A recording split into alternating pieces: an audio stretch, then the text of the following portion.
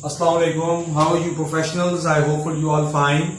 Today I have selected a very beautiful topic, how to assess your students. Top 10 ways. Number 1, oral interview. You can do a one-on-one interview with each of your students to get a good idea of their listening and speaking abilities. You can schedule these types of the interviews during class. Perhaps take each student into the hall to have a private discussion while the rest of the class does sit work. Or schedule with the students individually, asking questions that use grammatical structure and vocabulary that your class has studied will help you know exactly what each student has grasped.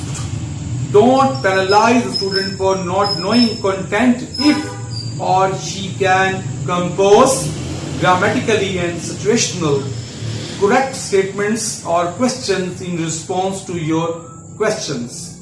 Class presentation. Number 2. A class presentation in class assesses different aspects of spoken language.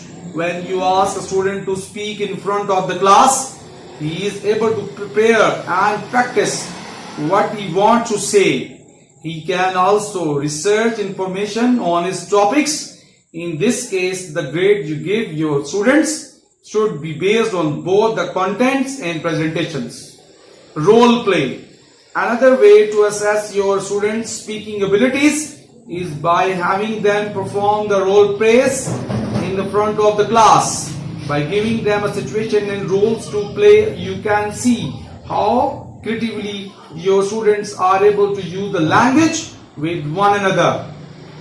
Be listening for contents and grammar as with any oral assignments and assessments, but you can also be the attendant to how the students are making creative use of their language to communicate with one another.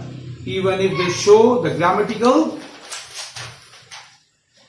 deficiencies, are your students able to understand each other? Are they able to use the language skill they possess to get their point across to their partner? These are important skills and ones you should advance in your students. Number 4, class and close exams. A close exam is an analytical way to test the understanding your students have a grammar. To write a close exam, write an original paragraph to take that your students have used in their studies. Then replace every 5th or 6th word with a blank. Ask your student to fill in the blanks with words they think would be most logical and grammatical. You will see a variety of the answer among your students, but as long as the answers are grammatically and logically correct, the student should receive full credit. Number 5, filling in the blanks. A filling in the blank test may seem similar to a closed exam, but this type of test is used to test a specific grammatical structure or set of the vocabulary. You can write individual sentences or an entire paragraph of your students, but it is probably best to provide a word bank. In either case, you may choose to supply more words than will be necessary to fill in the blanks to make the test more challenging. This will force your students to choose the best answer rather than the matching 10 words with 10 blanks. Number 6, writing sample. Having your students give you a writing sample is another good way to assess their abilities and advancement with the grammar. If you have them write some for homework, you turn and you run the risk that someone or other your students will do the writing. Often friends or negative speaker will correct important speaker writing with intention of helping, but this will not give you an accurate picture of your students' writing. To avoid this, have your students do a periodic in class writing. giving them an adequate amount of time to write about the subject that you assign. You will then get an accurate look at their grammatically and writing proficiency. Follow up your assignments with some minimum lessons or common grammatical pitfalls that the class exhibition. Portfolio, yeah, that's very important. To expand the material, you base your students' grade on. Why not assign each person to a sample portfolio? A portfolio is the collection of work samples that covers several aspects of the assignments your students have completed. This is an especially effective way to assess your students. If you have the same class for reading, writing, listening, speaking and grammar, ask each student to compile a collection of 10 works for you to grade. You can include specific assignment on the list, but you can also give a category and ask your students to present their best work. Ask for grammar homework, assignment, a writing sample and the vocabulary exercise. For example, your students then choose the work that are most proud of. They may feel more encouraged to be graded on their students rather than their weaknesses.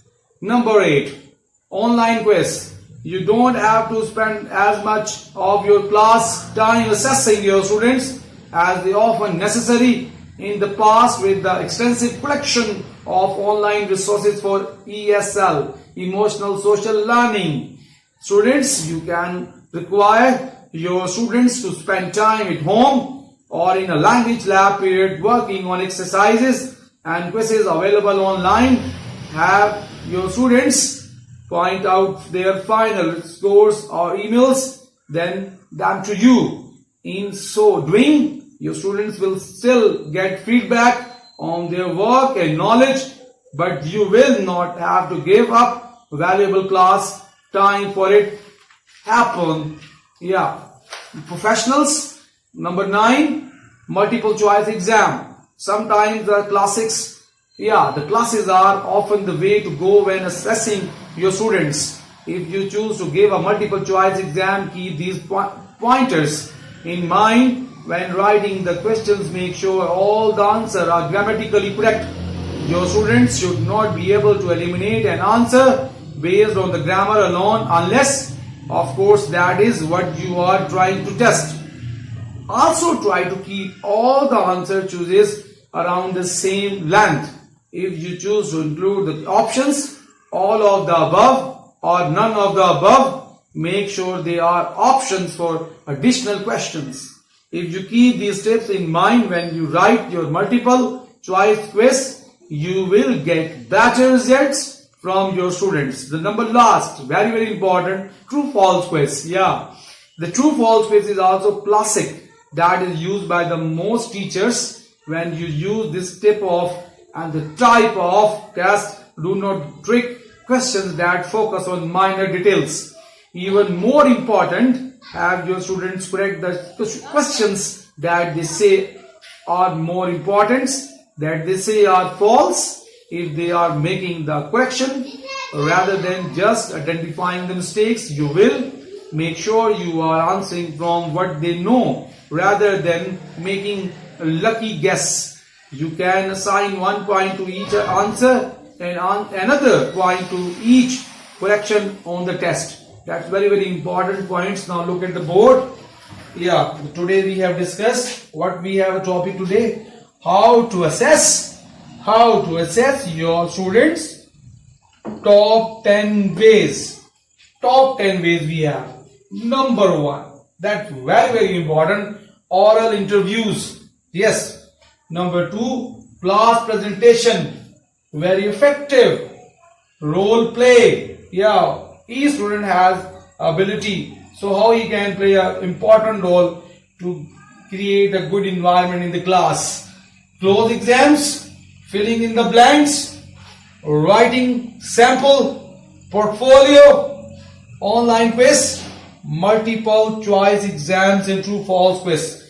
My colleagues and professionals, these are the top ways you can apply in your class. That's very simple, which you have already done it. Some are the new one. So please follow these top 10 ways. In this way you can assess your students and you can improve the abilities of your students and even your own self. Thank you very much and God bless you.